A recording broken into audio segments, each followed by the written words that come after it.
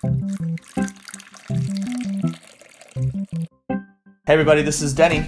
And this is James from TDB, bringing you episode number 144. We got some tribute white from Bana Tea. I think this might be a off-the-shelf sort of tea for her. So thank you to Linda Louie for sending us this. Hopefully it's a little bit better than the teas from the last episode. I'm offended. No. So looks like really nice small buds. I believe this tea is from Nepal, although I didn't double check that. So before the episode, we were filming and streaming on Periscope. Check us out. Follow us TDB.org at TDB.org on Periscope. Yep. And or follow us on Twitter and get all those updates as well. Yep. And I had described this dry leaf as smelling like rye bread. Yeah. So we'll see how it tastes. But that's a weird thing to say about any tea, especially a white tea, I feel like. So, but we're using just green tea temperatures here on our Adagio variable temperature kettle. Yep. Yeah. Which is a rare time for us. We use that setting maybe 10 times a year. Yeah. Yeah. My at home method is boil the water, wait, then pour. But I'm just gonna go ahead and actually give this a shot. It looks really pretty damn clean. It does. And the leaves are small enough that we're gonna get a pretty potent brew out of this first brew. Yep. It's probably not gonna last for that long either. So generally speaking, the smaller leaves, the quicker the tea is gonna hit, and it should brew out a little bit quicker. Yeah. So. And so you can notice that Denny is skipping the cha hai step right here. And I mean, part of it is just because we are using cooler water, so we will be drinking a slightly hotter cup as a result. Wow. It smells very classically white tea. It definitely smells like a white tea. Yeah, no rye bread in this anymore. No rye bread. Wow, really beautifully aromatic, perfumey. Yep. All right, let's give it a shot. Cheers. Cheers.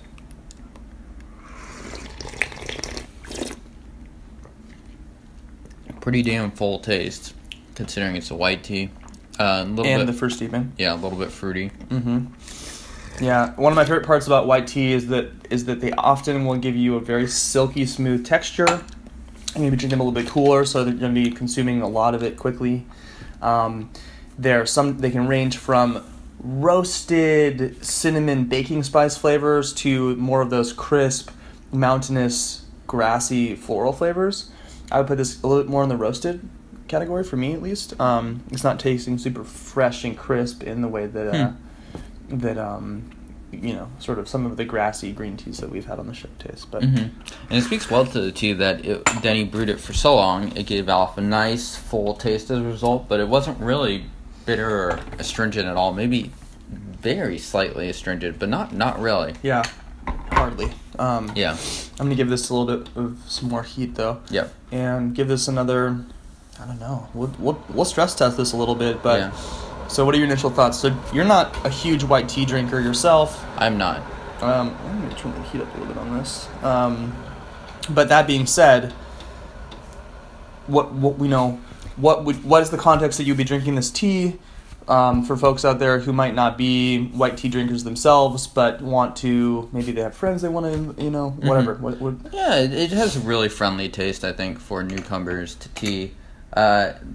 For me, there are the teas that I like to drink by myself or with other tea heads, and that's the majority of what I drink. And then there's probably most all other tea categories, which includes whites and blacks and greens and stuff like that. I will drink those socially, just to kind of show people the different tea genres, and I never buy them because TDB manages to keep me pretty well stocked, right, as far as those go. Very true. And I don't drink them all that much, but they're always nice to have around, and I think this one would fit the bill. But this one for me was a really, at least the way Denny brewed it, was very full. I can feel the aftertaste sort of at the roof of my mouth, which kind of sounds like a poor person talking about white tea, which it kind of is. But yeah, so far, first impressions are Thumbs up. Yeah, this is tasty. I think this is a great tea to introduce to someone who's never had like a tea that is really flavorful before. If they've just had Earl Grey, Lipton tea, this is going to be a different eye-opening experience for them. So, cheers.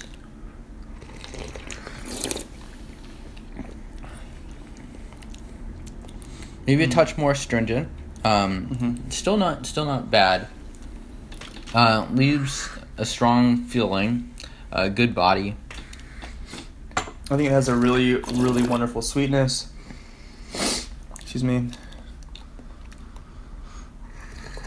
Yeah. A little bit raisiny, honey. Overall, really tasty. These are the kind of teas that, I don't know, it's like, they're so easy to drink for me that I can kind of consume it, like a lot of this tea really quickly. And then it kind of dies off and I'm like, oh, okay, I had a white tea session. Pu'er, you kind of like go and it's almost like the tea can go longer than you can in some sense. So it does depend on what you're looking for, but I think for a short but really flavorful session, if you're a newbie out there, this could be a great tea for you. I love this kind of a tea in the summertime because it's going to be a colder temperature, served at a colder temperature. Could cold brew it too. You definitely cold brew this. It's going to have really nice, welcoming flavors. It's not going to be too harsh ever, unless you're using way too much leaf and overbrewing it. So the flavors are just like really easy to manage. So there might not be quite as much complexity and nuance as there would be with an aged pu'er or one of our high mountain Taiwanese oolongs or something like that. But nevertheless, this is really, really yummy. This is the Tribute White. So in great quality and really nice aroma. Yep. So, James, if folks wanted to learn a little bit more about white tea, brew this up. Yeah, white tea. Well, we've done a few episodes a year on white tea, so go check those out. It's not one of the genres that we talk about all the time, but kind of like Denny said, it's sort of like a nice casual brew that you don't need to go for 15 steeps to see the tea go all the way through and get super caffeinated in the process. So you could go light on the leaf, have like a nice sort of like slightly flavored water drink. So I also like this tea. I think I'm especially impressed with the strength and how well it's performed under strong pushing parameters. Check out Bana Tea as well. Yep, for sure. And go to their website, Google them, and then of course you can subscribe to our YouTube channel if you want more videos like this.